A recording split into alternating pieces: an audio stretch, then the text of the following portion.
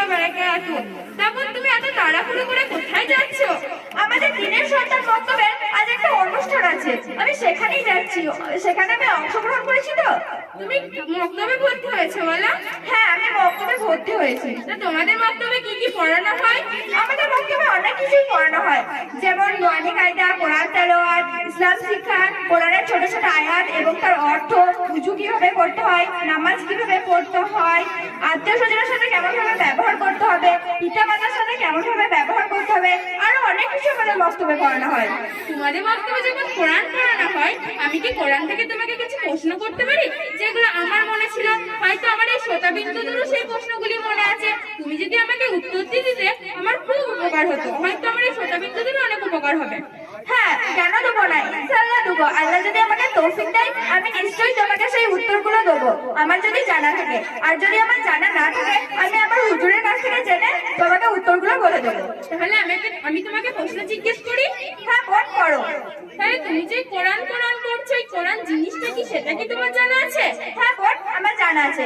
কোরআন হলো সর্বশেষ আসমানি কিতাব, আল্লাহর বাণী, যা আমাদের প্রিয় নবী হযরত মুহাম্মদ সাল্লাল্লাহু আলাইহি ওয়াসাল্লামের উপর অবতীর্ণ হয়েছিল। তুমি যে বলছো কোরআন শরীফ আমাদের নবীর উপর নাযিল হয়েছিল, সেটা কি সরাসরি আসমান থেকে আমাদের নবীর উপর নাযিল হয়েছিল? না, সেটা সরাসরি আসমান থেকে নাযিল হয়নি।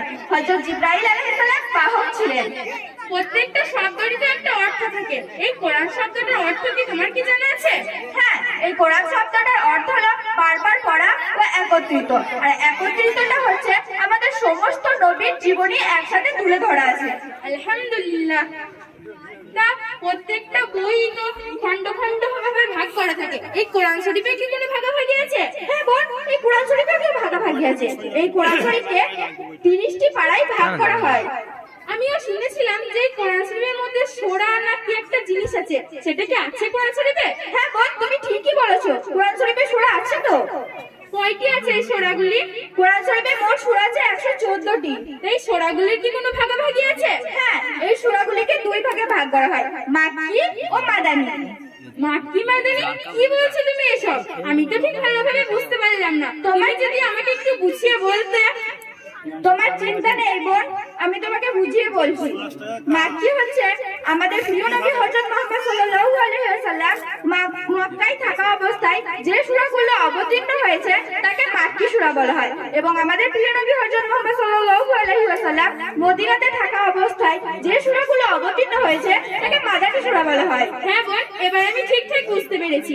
আর আমি আরেকটা শুনেছিলাম যে কোরআন শরীফের সূরা বা কোনো পড়াকে পড়তে গেলে থামতে হয়, সেগুলো আয়াত না কি বলে? হ্যাঁ, সেগুলো আয়াত বলে তো।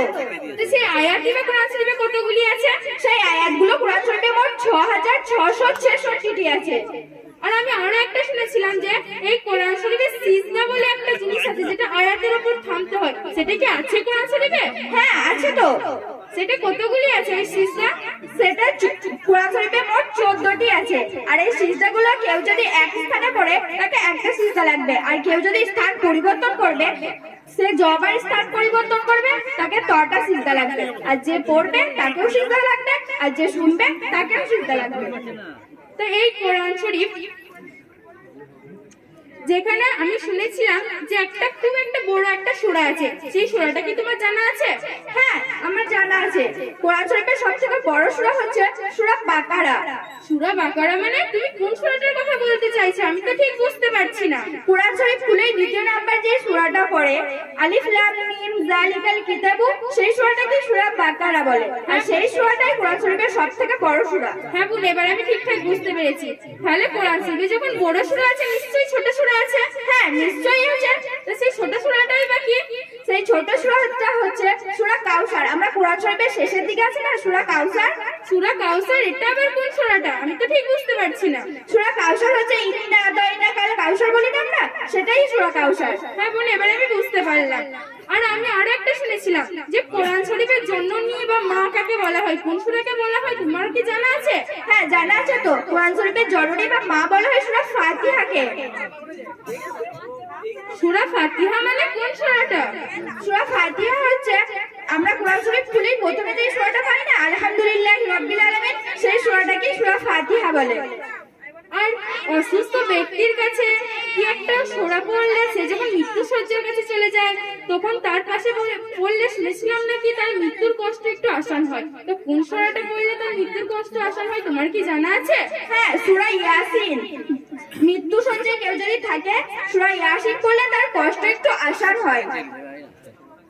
তা এই কোরআন শরীফ যেটা বলছে তুমি আমাদের নবীর ওপর নাজিল হয়েছিল, সেটা আমাদের নবীর ওপর কোথায় নাজিল হয়েছিল? সেটা আমাদের নবীর উপর হীরা গুহায় নাজিল হয়েছিল। তাই কোরআন শরীফ কত বছর ধরে নাজিল হয়েছিল? এই কোরআন শরীফ মোট 23 বছর ধরে নাজিল হয়েছিল। 23 বছর ধরে কোরআন শরীফ নাজিল হয়েছিল? হ্যাঁ, মোট 23 বছর ধরে কোরআন শরীফ নাজিল হয়েছিল। তাহলে আমি আরো একটা শুনেছিলাম জিনিস, যে কোরআন শরীফে সব পড়া বা সূরা পড়তে গেলেই প্রথমে বিসমিল্লাহির রহমানির রহিম এটা বলতে হয়। তা কোন সূরা পড়তে গেলে প্রথমে বিসমিল্লাহির রহমানির রহিম পড়তে হয় না? সূরা তাওবাতে বিসমিল্লাহির রহমানির রহিম নেই। আর কোন সূরাতে মিম অক্ষরটা নেই? সূরা কাউসারে মিম অক্ষরটা নেই। আমি তোমাকে একটু আগে বললাম না ছোট সূরা, সেই সূরাটাকে সূরা কাউসার বলে, আর ওই সূরাটাতে মিম অক্ষরটি নেই। আর এই কোরআন শরীফ যে আল্লাহ তাআলা নাজিল করেছিল, তা এই কোরআন শরীফে কি আল্লাহর একত্ববাদের কথা বা আল্লাহর তাওহীদের কথা আছে?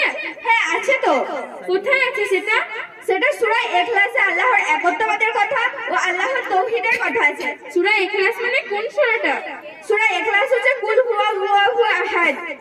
তো এই কোরআন শরীফ যে আল্লাহ সৃষ্টি করেছে, তো এই কোরআন শরীফে কি আল্লাহ শব্দটা আছে?